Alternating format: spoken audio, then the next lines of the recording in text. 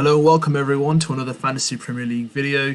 This is my channel FPL Inklink and my name is Mo. I'm going to be bringing you all the latest and best Fantasy Premier League content for this season 2021-2022, and today we're going to be going through my updated draft. This is called a Liverpool premium draft for this season. So all the premiums that I'm choosing in this version of my draft is going to be attacking midfielders premium draft. So all the players are going to be from the attacking part of the field. Now, before we get into the squad, why we've made it, what my choices are behind it, just going to go through a few formalities, guys. If you've been here before and you've come back, welcome back to viewing my channel. If you've come here for the first time, I would like to welcome you with open arms and say thank you very much for viewing my content. Hit the subscribe button, guys. If you're not subscribed yet, join the channel itself. Hit the like button if you like my content and the notification bell icon if you want to get the latest notifications of when I do release my content. And if you haven't joined the FPL Inklink League, guys, it's at the bottom left.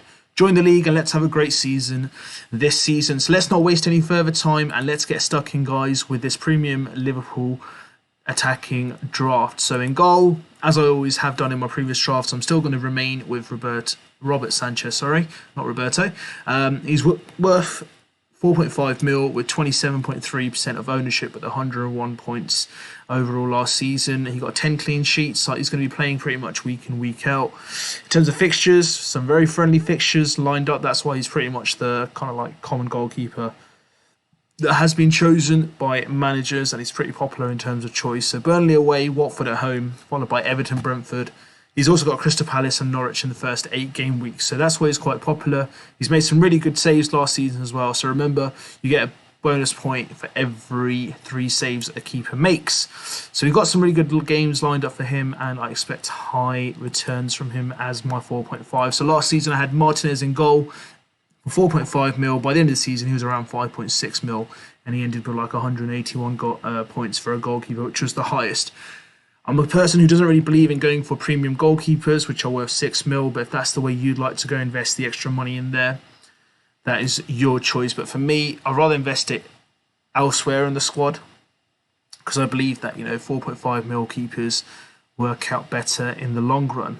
But again, there's no right or wrong answer. If that's the way you kind of like to make your squad, then feel free to go ahead. At number 2, pretty much same on as most of other managers. My backup goalkeeper is going to be Ben Foster from Watford. 24.6% ownership, 4 million price. If he plays, great. If he doesn't, he's on my bench, so I'm not going to wonder or worry too much about it.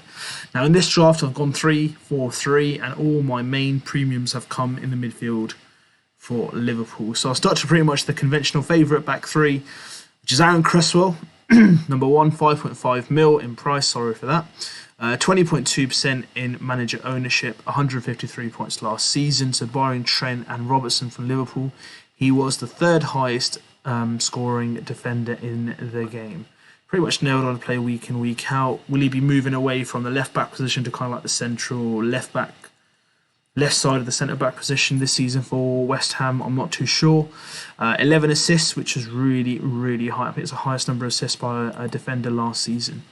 You look at the first kind of 10 game weeks, barring Leicester at home and Manchester United in game week 5 away, respectively, they're all pretty much favourable fixtures for West Ham. They've got Newcastle away, Crystal Palace at home, Southampton away, and Leeds, Brentford, Everton as well. So looks quite friendly on paper. Can they actually show it on the pitch is worth to be seen, but he's pretty much nailed on to take corners, set pieces, free kicks, and he plays down the flank, and he puts in a real good cross on a sixpence for people to take advantage of, especially players like Antonio and Bowen and other players like Lingard who were there last season. If he comes back, he's going to be very, very crucial to see how Aaron Cresswell performs.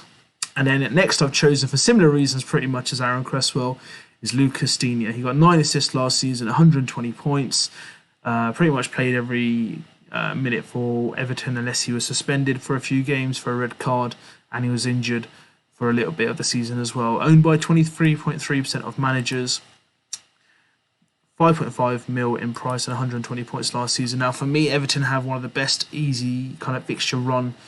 In the first half of the season, started at Southampton, Leeds, Brighton, Burnley, Aston Villa, Norwich. Difficult game at United, and then West Ham, Watford and Wolves away. respectively. So Luca Digne, the best thing about him is, in terms of, the left side, he doesn't really have much competition at his club. He's pretty much nailed on to play week in, week out. They don't have the fear of playing, European competitions, I think. Thursday, Sunday, Thursday, Sunday. It's not that kind of like awkward kind of fixture schedule, heavy schedule itself. And they got Benitez coming in as well, so that's a huge asset for him as a player. Let's see how he kind of develops as well. 9 assists last season, which is not bad return for a defender who is only worth £5.5 million in price. He takes set pieces such as corners and free kicks as well, which also puts him in a really good kind of position in terms of point returns as well as clean sheets. Number 3 is kind of like the highest owned defender at the moment, which is Luke Shaw. Player of the season for England in the Euros, scored in the final. 5.5 mil, I think they've been generous. The price probably should have been around 6 mil for him this season, but they've been nice to us in general, generous in this game. 124 points so far last season, 5 assists, 1 goal, and I think that will improve this season. He's shown promise, he's shown growth. United, all they need is some real decent finishing at the end, and I think that could really help with Luke Shaw. Again, set piece taker, takes free kicks, takes corners, and can really get into the box to deliver a ball which can be kind of finished off by the attackers itself. Now, before I move on to the premium midfielders, I'll just start off with Wilfried Zaha. So barring the 3 Liverpool players, I've got Zaha in my 4-man midfield. So 7 mil in price, 6.6% in ownership. New manager, Patrick Vieira. Let's see what he can get out of him. When he does play, he's always pretty much been the highest kind of like contributor for Crystal Palace in terms of goals and assists. Last season, he got 11 goals, 4 assists, played pretty much, almost most of the season, barring that injury he had for a little while. 136 points, which is not bad for a player for only 7 mil. Starts off with a tough game against Chelsea away, but Man United away was their last season's first game where he kind of got a penalty and assist, and he scored something ridiculous like 16 to 18 points in the first game week. So don't count him out in that perspective. So still, they got a real tough start at the start of the season, but I think, if they are going to get anything out of the games, they're going to get some goals. And I think if Patrick Vieira kind of follows Roy Hodgson's kind of vision of how to get the best out of Wilfried Zaha, then they'll know that they'll have to play through them. Obviously, there's no Eze, so let's see if that impacts Zaha at the start of the season. But if he is back and he's fit to go, there's no return date for him. Watch out for Wilfried Zaha. And I haven't really done a draft with him in there, so I thought, let's just give a player... let's see if I can get him into the squad as a player, and I managed to. So that's why he's in there, guys. Now, number 1 is Mo Salah. No really much to say around it. Highest scoring player for Liverpool last season. 3rd overall in the FPL game last season. He is the joint highest priced player this season, along with Harry Kane. And he's already owned by nearly 50% of the managers that have registered, and it's 981,000 at present. 22 goals, 6 assists last season, which gave him 28 goal return last season, which is phenomenal. And if you look at his fixtures, now this is where Liverpool really stands out. So I'm not going to go through this with all the other 2 Liverpool players as well. It's their fixture list. They are playing 3 of the teams that were promoted from the Championship last season in the first 8 game weeks, which is Game Week 1 Norwich, Game Week 6 Brentford, and Game Week 8 Watford. They've got quite a lot of green in their first 10 game weeks, barring Chelsea at home in Game Week 3. I think Leeds in Game Week 4 away will be a tough game, but I think they should be able to win that game. And then Man City and Manchester United in Game Week 7 and 9. But otherwise than that, even in the big games, Salah does turn up. He's on penalties, he takes corners, he can take free kicks as well. And he's very, very good at finishing off his chances. The only thing that people do kind of like criticise him for is he's quite selfish and can go for shots and loses the ball. If he can work on that, and he can probably get his assist back to around 10-12 mark, God help us all, that could be potentially looking at another 300 points this season. Let's wait and see, and that's why he's in my squad in this Liverpool premium draft for attackers, and he's going to be my captain. Number 2, I've chosen Jota. So rather than Firmino, I've gone Jota because I think that he will be a better return overall. He is last season's, I've already said that in my Liverpool players draft, if you watched that video, if you've seen it already. He averaged 7 points per game of whenever he did play. So he only played 1,106 minutes due to injury last season, but when he did play, boy, did he make an impact. 9 goals, 4 clean sheets. He got 86 points, and he's owned by nearly 12% of managers at the moment. Again, with the fixtures, they look good. If he can be fit, if he can get involved, it's going to be great to see him play. The only concern I have is his minutes. Along with Foden, Greenwood, Jota, for me, it's going to be the minutes. But if we can get him into more minutes, let's see what he can produce. It's going to be interesting to see if he gets minutes around the Christmas period. And the qualifying or knockout stages of other competitions at the end of the season, which is going to kind of start from around the February-March period with Champions League, FA Cup, League Cup, that kind of thing. But we can worry about that later. But Diego Jota is in this draft for me as a premium rather than Firmino.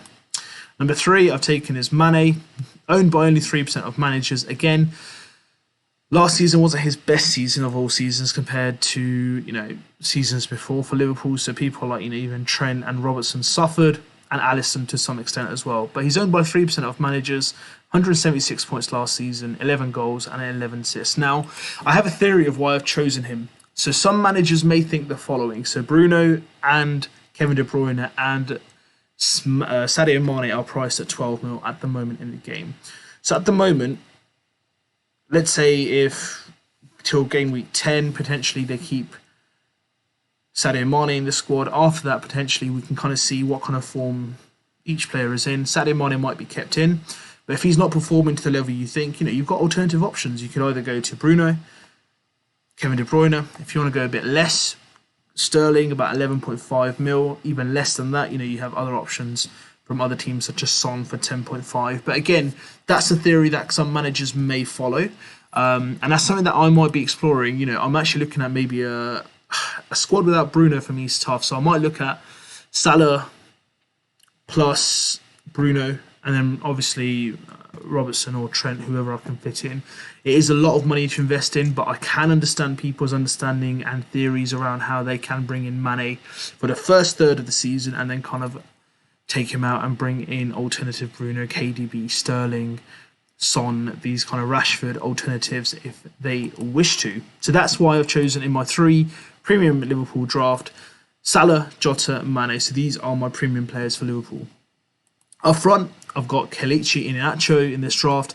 18% owners, managers own him at the moment. The only concern I have with Iheanacho this season is the fact that they've signed Daka as a third striker. So him, Vardy and Daka might have to spread the minutes.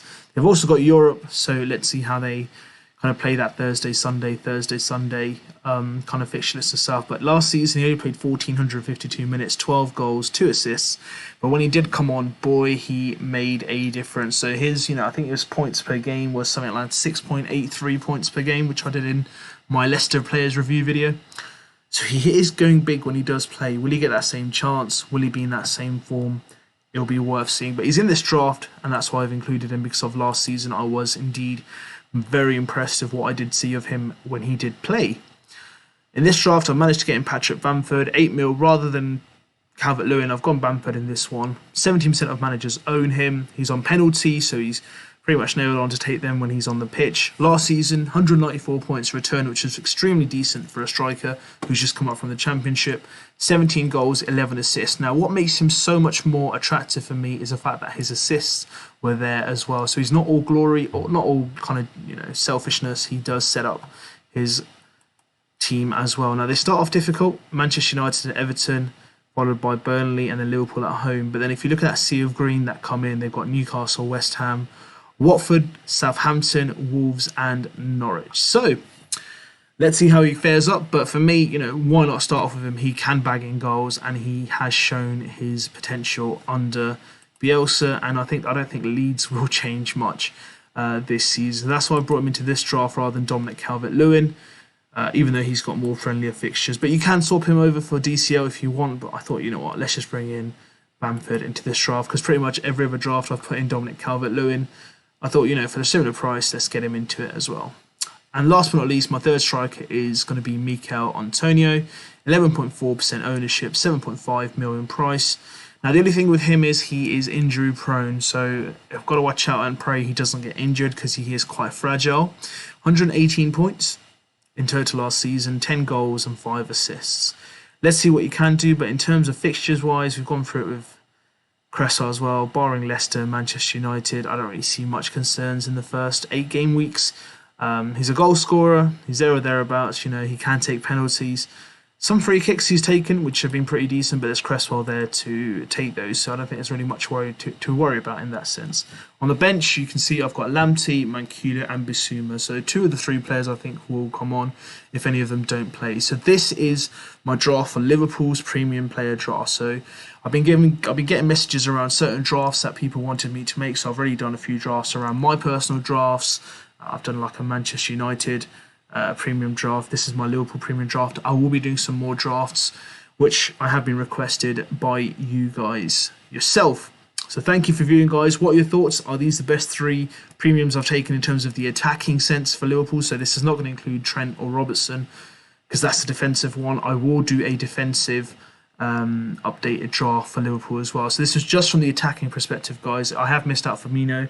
If you would like to know more about him, I've done my review on him in my Liverpool players review, but overall I chose Jota because I think that he would have been a better balance to the squad, and in terms of price wise I've saved £1.5 million and I've invested that up front with Bamford. So that is my squad, guys, for Liverpool itself with the premium side. Let me know what your thoughts are. Did you like the squad? Have I discussed any players that I haven't talked about? Have I talked about a player that you were considering and now you are fully sure about it? Let me know. Drop me some comments.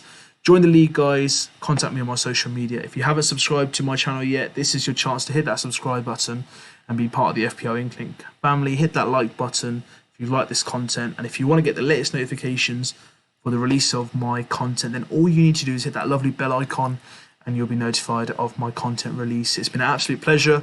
Best of luck to you FPL managers, and I'll see you guys soon with some more content.